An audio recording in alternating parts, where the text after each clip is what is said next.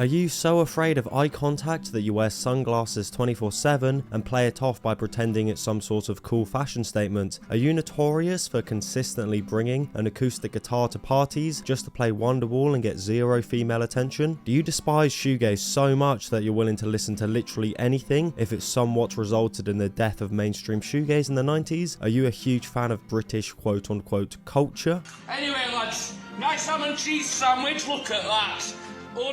Real scram. Well, Britpop might be the perfect genre for you, and luckily you have plenty of morally questionable, egotistical men to base your entire personality around in this genre. So what on earth is Britpop, and why is there a genre named after one of the most easily memed nations on the planet, behind America, Australia, France, and China of course? Well, it's kind of what the name suggests. Popular music made in Britain, but as always, it's a little bit more complicated than that. Don't worry though, not too much. Your simple mind will be able to understand. Essentially, every Britpop artist saw the Beatles and Soyface so hard their jaw became unhinged from its socket, meaning a lot of the tropes of Britpop follows the melodic British guitar music that the Beatles essentially invented by being cringe. Some artists in the scene take the Beatles influence a little bit too far, however. The thing about Britpop is it is overtly British and heavily emphasises not only on the lyricism involving British political and cultural themes, but just sounding as ridiculously British as possible.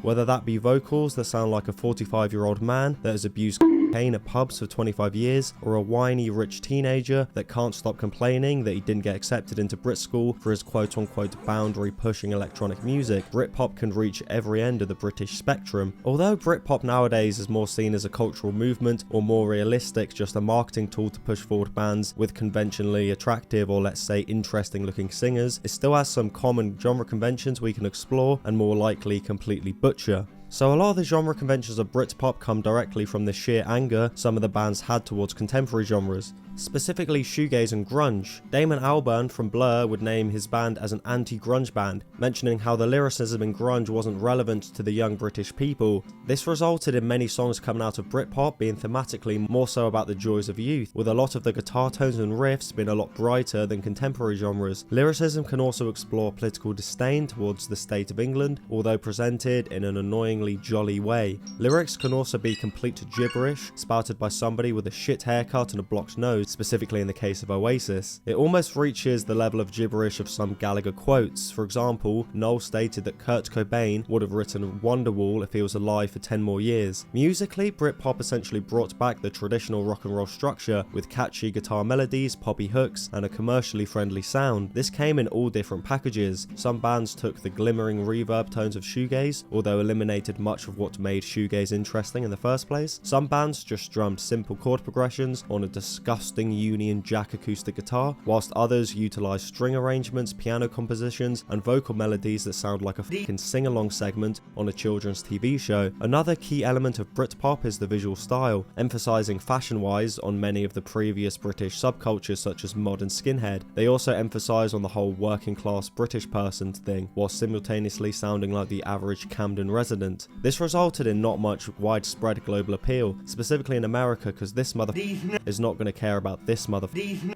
So how the f did this happen? Well, actually it's pretty simple really. Labels pushing a more commercially viable genre to the masses is kind of obvious, but there is some cool history involved. In order to explore what may have influenced Britpop, we essentially can just look to any British rock band that was extremely popular in the past. The obvious band to look at is the Beatles, although the Smiths and the Kinks can be heavily accredited to influencing what would become Britpop. What many see as the origins of Britpop would be Suede, with their debut release The Drowners, who utilised a distinctly British sound taking influence from punk and glam rock. The band took the guitar music of the time and really inserted an unhealthy amount of Britishness through its influences and themes. They would be joined shortly after by Elastica, who would create more poppy guitar music that would later be enjoyed by this Donny. This time period would also see bands like Auters and Sleepy, although a concrete scene hadn't formed as of yet, more so just a few bands creating a similar style of music as a response to grunge in the United States. Shoegaze was running rampant in the United Kingdom at the time. Well, well, less so running rampant, more so standing still, staring at their shoes and having anxiety, with Blur being one of the bands utilising the style to create projects. The band would decide to change up their approach, largely ditching the shoegaze sound thanks to a tour of the United States. Damon Albarn would be disgusted by what he saw in America and began to loathe American culture and how it was beginning to seep into the UK. This resulted in the release of Modern Life is Rubbish in 1993, which combined catchy, jangly guitar with an extremely British man commenting very Britishly on very British things. This pretty immediately skyrocketed Blur to some insane success and definitively labelled grunge and shoegaze as uncool. Poor Slowdive. Poor Slowdive. Blur followed this up with Parklife, which somehow sounds even more British, which continued the vast amounts of success. Unfortunately for Blur, there was a new challenger approaching,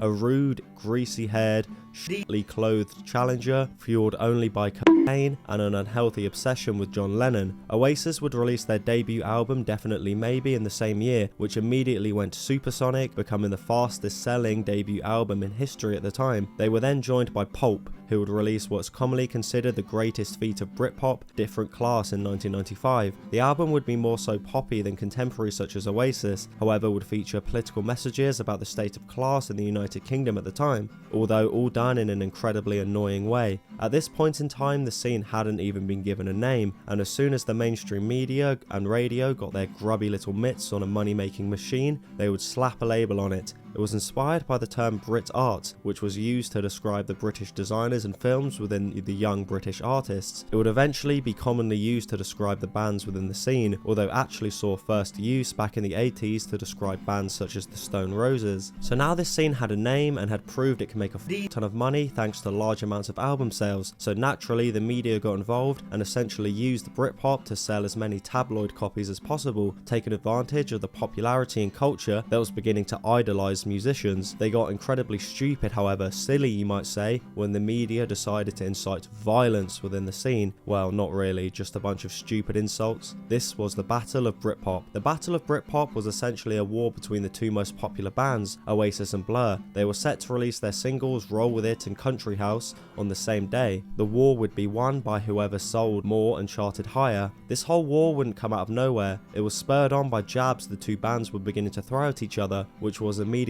picked up by the media, who began to encourage it, leading to more jabs. Oasis would describe Blur as chimney sweep music, whilst Blur would coin the term Oasis Quo, highlighting the fact that Oasis had an inability to change and diversify, which is kind of true, not gonna lie. This resulted in the best week in UK sales for over a decade. However, it would be Oasis that would outsell Blur by over 50,000 copies, which officially crowned Oasis as the winner of the Battle of Britpop, further skyrocketing the band towards success both in the UK and abroad. This whole little piece of media fury sent Britpop to the stratosphere in terms of popularity and relevance, with many forthcoming albums within the scene selling over 1 million copies. But of course, anything that reaches the heights of Britpop has to fall, and this is commonly attributed to Oasis's third album, Be Here Now. It was set to be the victory lap, one of the most triumphant records in British history, and it was kind of underwhelming, receiving negative reviews for an overbloated sound. This was combined with bands like Blur beginning to distance themselves from the Britpop sound, and other acts beginning to break up, and the final nail in the coffin for Britpop